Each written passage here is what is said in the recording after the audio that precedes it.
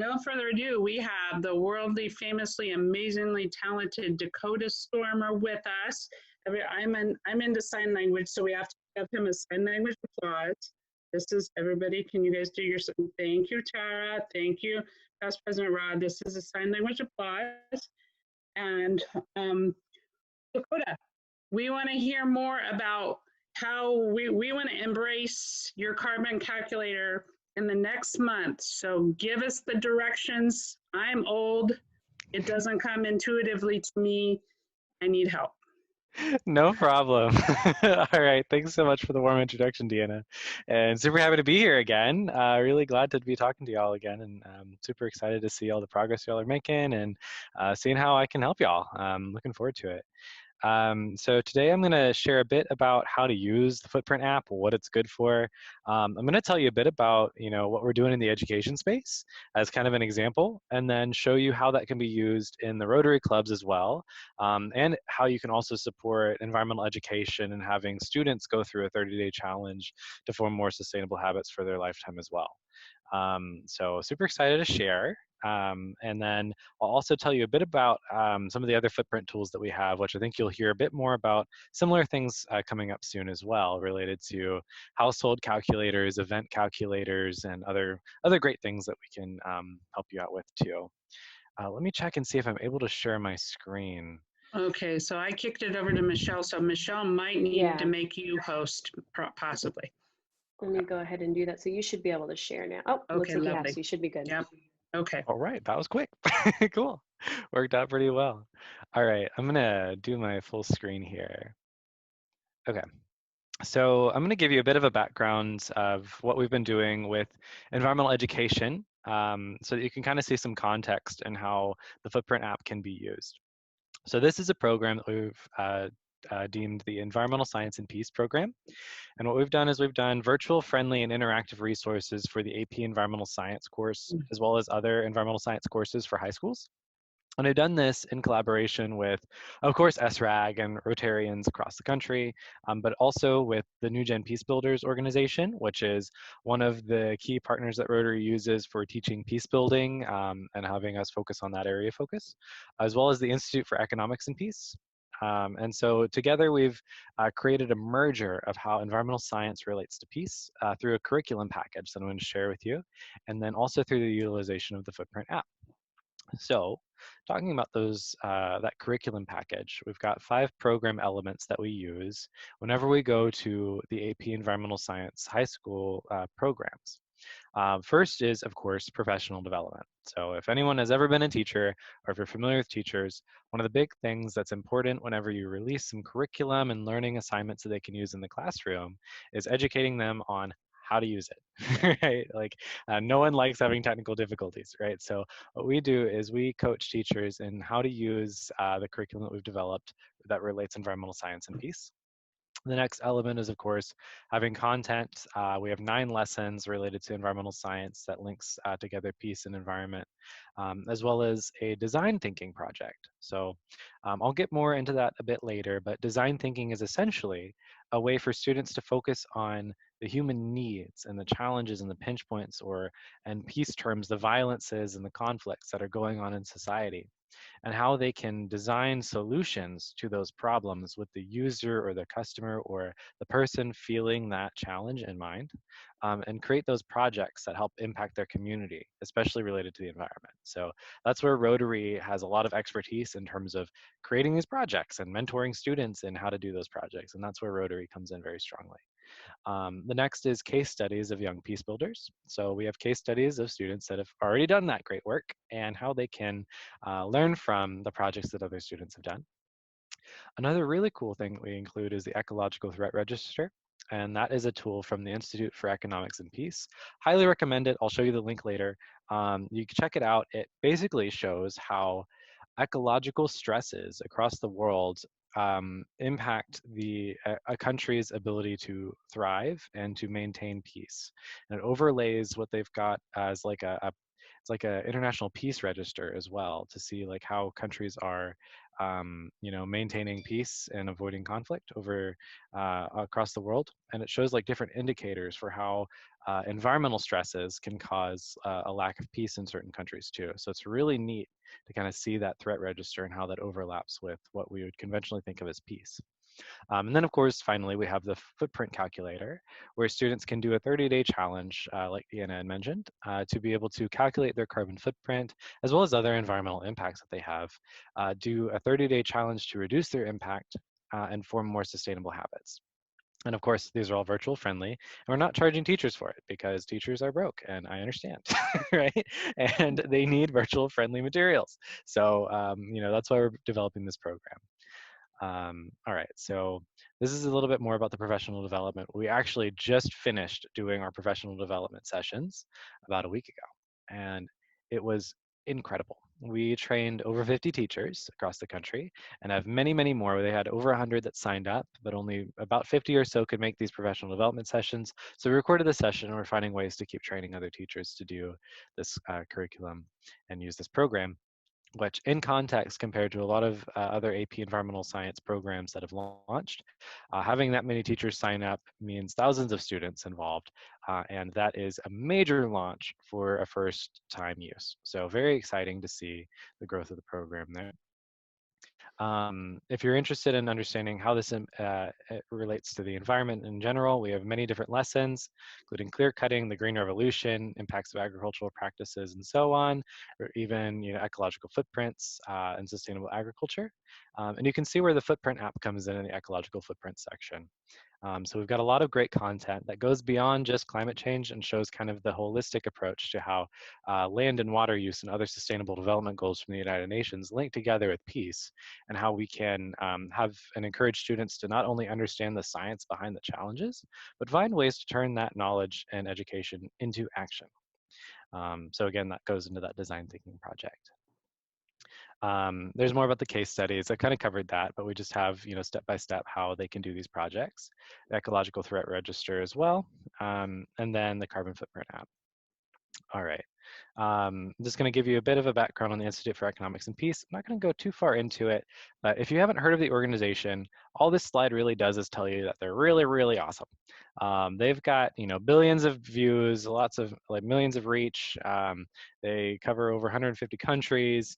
They've got, millions of unique visitors and many reports that are cited in university courses, downloads all over the place. Essentially, they are a very reputable source for teaching, tools related to peace. And especially with this ecological threat register, it's really, really insightful almost to look at that tool and see how the environmental stresses that countries face can influence peace in that country, and why we need to take environmental challenges seriously, especially in political environments and beyond, right? So very, very neat to see. So this is a little bit more about the ecological threat register. It shows, this is the first year that they've done it. It covers over 150 countries, 97% of the world's population. It shows 8 areas of ecological threats, including water stress and land management, as well as even cyclonic activity, which is something that we face a lot down here in Texas. It also, like I said, developed by Institute for Economics and Peace, and it shows that resilience against the positive peace framework. All right, so if you have a chance, I would recommend either taking a picture of your screen now, or maybe someone typing this link into the chat box, or you just saving this link somewhere so that you can pin that and look at the ecological threat register later. If you're as much of an environmental geek as I am, you'll really, really like this tool because it's just so cool to see, ecological threats and how those link to peace. So I'm gonna give a second for that. It's visionofhumanity.org/reports. Mm-hmm. All right. Okay, so now that kind of gives you a background of the education program that we do with Footprint. But why does Footprint even exist? Well, that is because the average person emits around 17 tons of carbon dioxide each year. And what does that really mean to people? Well, that may be hard to visualize. It's hard to understand, but that's quite a bit of CO2. That's a pretty large carbon footprint that each of us create from our consumption habits. And over 5 billion people across the world have stated that they're concerned for our climate future. So when we look at surveys from across the world, we see that over 60% of the population is very concerned about climate change. And they're like, what's happening with our planet, right? There's a lot of people that are really concerned about what we're doing. And we have these very, very high carbon footprints. And those come from our commute, our energy, our travel, our clothing, our eating, and other categories within our different daily consumptions. And of course, this varies a little bit across the world, but overall, still a very high amount of carbon emitted away from a sustainable level. And then what we see is, so many people are concerned about climate change, yet over 70% of those people who are concerned don't take regular action. And that's, that itself is a concern, right? And, we see that, people understand that climate change is an issue, but it's hard to see that connection. And there's that disconnect, right, between how I impact climate change versus what is this giant issue. And why is that? Well, we looked and saw some different pain points. We see that one of the big things is it's difficult to measure what your individual impact is, especially if you're an ordinary person. If you're a big environmental geek like me, you might know it like the back of your hand. You might have made a bunch of different Excel sheets and calculators and Googled a bunch of stuff to figure it out. But realistically, if you're just a general person in the world that's concerned about their future, it's a little bit hard to measure. The other thing is that it's hard to experience. If you think about 17 tons of a gas, uh, that doesn't really make a lot of, I guess, tangible sense to you. What does that look like? How big is that? How small is that? Is it how, it doesn't really measure as weight to you because it's a gas, right? So it's hard to experience, hard to see. It's also inconvenient. So this is where you think of a diet, right? It's inconvenient to change your habits. And I can testify to that. I've gone on many diets and my weight has fluctuated quite a bit. I used to weigh, I think, around 200 pounds when I was in about 7th grade.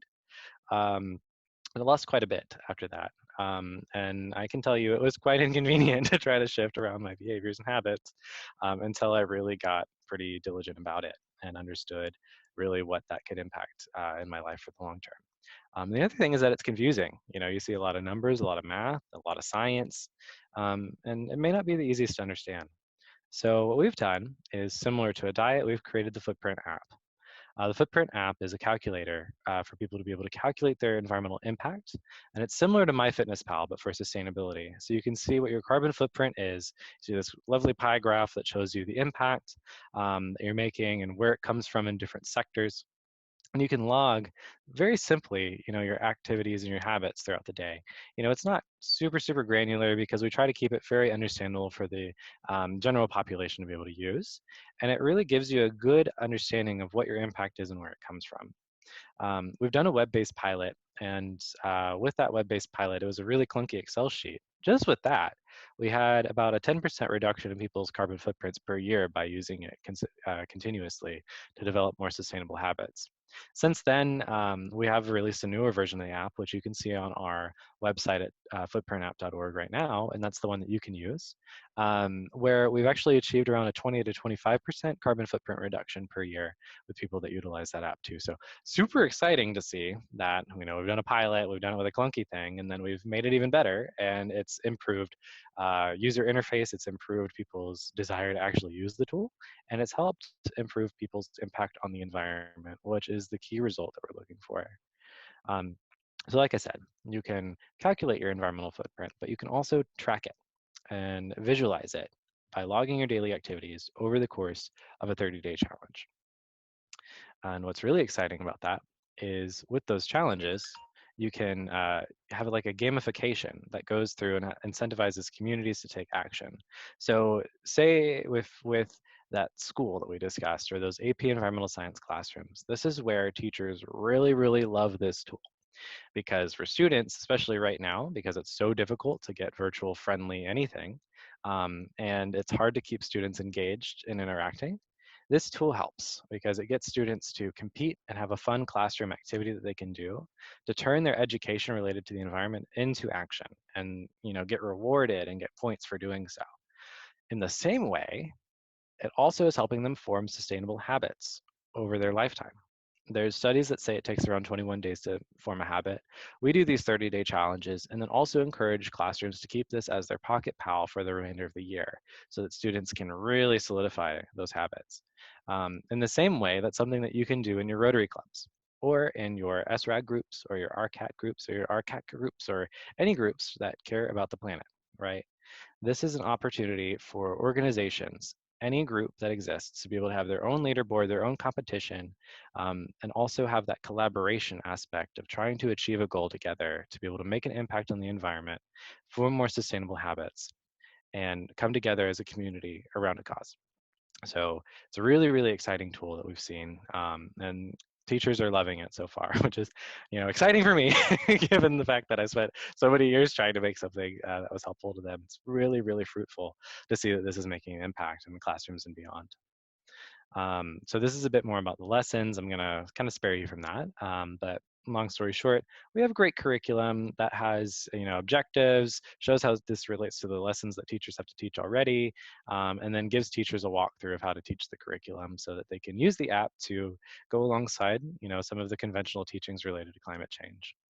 These are some of the case studies. So we've got projects that students have done where we've had students do big reforestation projects in their communities, tree planting. Then another group, which you can kind of see a picture of me with this other team over here. I got a chance to mentor this young group from Charlotte, North Carolina, that got to help us calculate some of the food-related emissions and environmental impact in their community, how they could also relate that into the Footprint app and create the food logging component of the app. And then it also helped us understand the impact of doing local sourced produce and local sourced foods too. So really, really good case study of students kind of being able to merge and work with technology to be able to make an impact there too. All right, so this is a bit more about the environmental program. So there's a lot of ways that you can get involved, either as a Rotarian or as an individual, however you want to get involved. If you know anyone from corporations or companies or anyone that wants to get involved, this is how you do it. So the first one, of course, is encouraging educators to participate. So they can register, they can join, they can sign up to learn more about the program and get the materials. But the other huge one right now is helping us sponsor this program. So Rotary clubs can sponsor the program, of course, which is super helpful. And we've got a lot of recognition and ways that we can help promote that you've done something great for us and hopefully help you in some way back, as well as to sign you up to mentor some students as they go through the program too.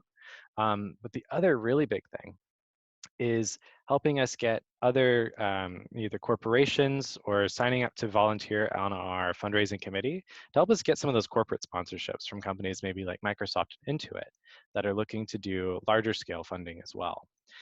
We are trying to raise around $100,000, which I'll get to that later. We've already raised around 20, which is really, really cool.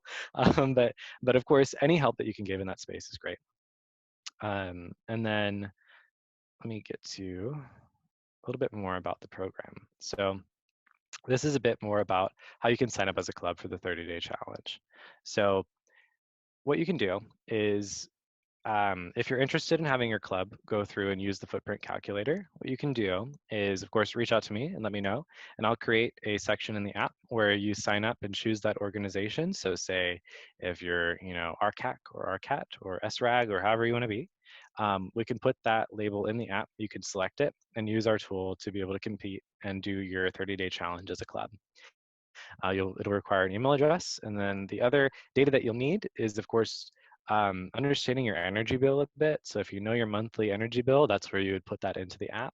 And then we are able to calculate what your carbon footprint is from that point as well. There's some other things like what are your typical dietary habits and stuff. A lot of those things should come naturally. The only thing that you might need to research is really knowing what your energy bill is per month. If you're like me and you check your bills all the time, you might already know that, but it's good to just have that on hand so you're ready. And of course, what's really, really good is that it helps you visualize your impact together and create that culture of sustainability within your club. So I know for me, I am the chair of the environmental committee in District 5890. But in my club, there's not a huge push for the environment. In fact, I'm kind of like the tree hugger, go green person. And so what I noticed is that it may not be super, super easy for you to get a club that may not be super focused on climate change particularly, or the environment in general, to jump in on something like this. So there's multiple ways that you can go about that. What's really great about this tool is that, as you can see on the screen, we go much further than just climate change. We talk about water, we talk about trash, we talk about fashion, we talk about sustainable transportation, and a bunch of other angles in this application too. So if you know, you're interested in trying to get clubs involved, that's one way that you can talk about how it's more holistic, as well as the supporting of the environmental education piece, which goes far beyond that, is also very valuable. But it's also really nice if you wanted to do this as part of your RCAT or RCAC team or SRAC team too, as a way that you can compete within that. But we do definitely encourage you to bring this to your clubs and try to get that culture of sustainability built there too. But as you can see, we've got a lot of collaborations already. We work with SRAG, we work with Canvas, if you're familiar with that curriculum publisher. We work with Tradewater, which is with SRAG as well. It's a carbon offset provider that destroys Freon. We work with TerraPass, which also has very awesome verified carbon offsets. And then we work with Baker Hughes, surprisingly, and they want to be able to use this tool for them to, they have an employee network of employees within their company that are really concerned about climate change and want the company to do more. And so that employee network reached out and said, hey, we want to do this engagement activity for our membership so that we can create a culture of sustainability in our company and help the company transition toward a more sustainable future. So really neat to see how the use case for this app works in multiple ways. So again, this is just a bit more about how we need help trying to fundraise. But the big thing is understanding what the impact of that funding is. So if you've ever been familiar with carbon offsets, what's really awesome is that the impact of sponsorship of this program has over 8.7 times the value of carbon offsets. So if you're purchasing a carbon offset for maybe like $10, $15 a ton or something like that, what's really amazing is that your dollar goes further supporting a program like this, because what you're doing is effectively helping students create lifelong habits. So this is only modeled after students being able to form a habit that only lasts them 10 years, when realistically students are going to, especially if they're in the AP Environmental Science program, carry that a lot longer than that. But what's amazing is that helping students reduce their carbon footprint by 10%, 20% beyond for a long time has a much higher impact than just buying 1 ton of carbon credits right now, especially if you're concerned about how that's going to last. Is it going to be paid for some, you know, tree planting that might get burned down in the forest fires? And, you know, there's a lot of really big concerns that we have, especially as the climate is changing, where we want to be able to help people actually make an impact in their consumption habits on the front end instead of retroactively doing it with carbon offsets. So very awesome to see the impact this program can have in education.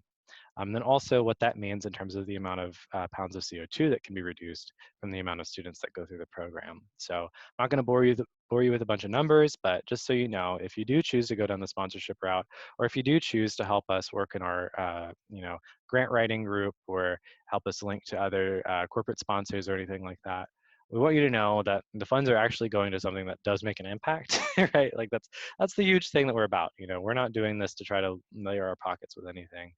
We're paying people that have helped us develop curriculum and are helping us work with teachers, helping us develop this program, help us develop the technology and manage the technology so that students can learn about their environmental impact, form those more sustainable habits, and reduce their impact on climate change for the long run.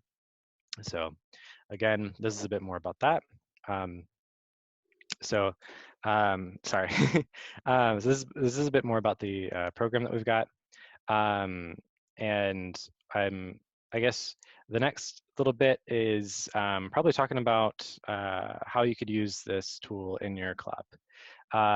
So I think probably the best bet is for me to open it up to questions on, because I think I've probably explained all over the place how you could utilize this.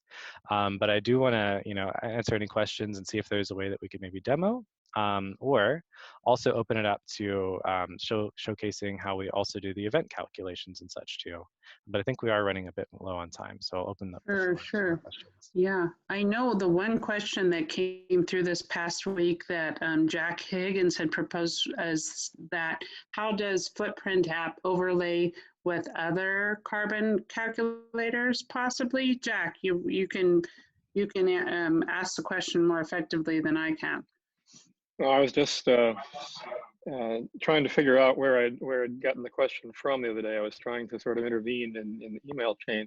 I think it was from Clary and Nolette. Dakota, you do know Clary? Yep. She's on the board now for SRAG.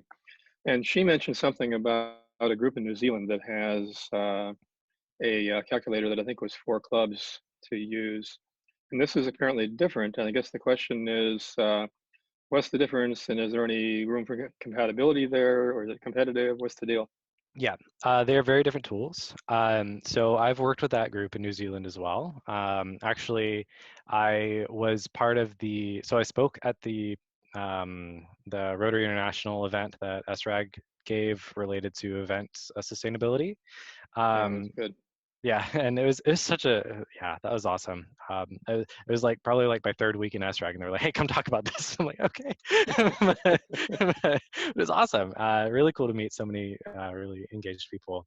That group in New Zealand, they've created a calculator that you can use for your club's environmental impact, and that is a bit different than your membership environmental impact. And I don't know if that resonates with you, but it's like the difference is me as a person versus just the activities that I do to come back and forth to my club, or just the food that I eat at the club, right? So the Footprint app helps your membership form their sustainable habits as individuals and is a bit more larger scale, larger umbrella of like people interaction engagement.